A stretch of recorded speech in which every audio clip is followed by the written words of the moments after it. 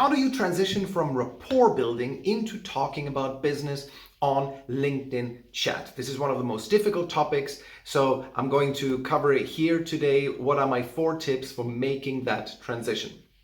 First of all, understand the concept of a bridge. You cannot simply cross from the personal topic, the rapport building, into business very abruptly. There needs to be a smooth transition. And here's a line that I've been using that is serving me very, very well. Once you've exhausted the personal topics, you say, so I've seen on your profile that, and then you mention something about their profile. This kind of flatters them a tiny bit because they see that you've taken the time to look at their profile, and then there will be a little bit more open to discussing business topics. Okay, so use that phrase to transition.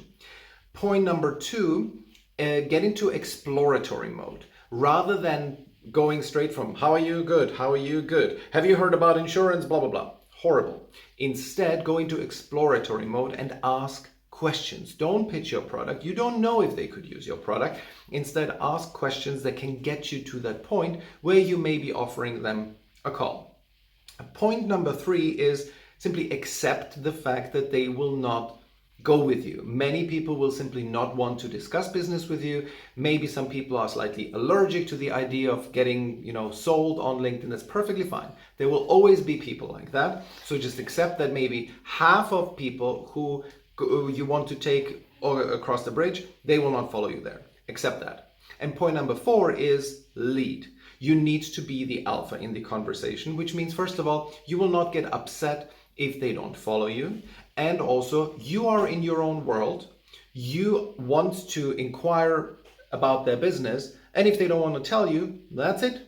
You just move on. You don't even think their loss, because that implies some kind of like emotional investment. No, you just move on.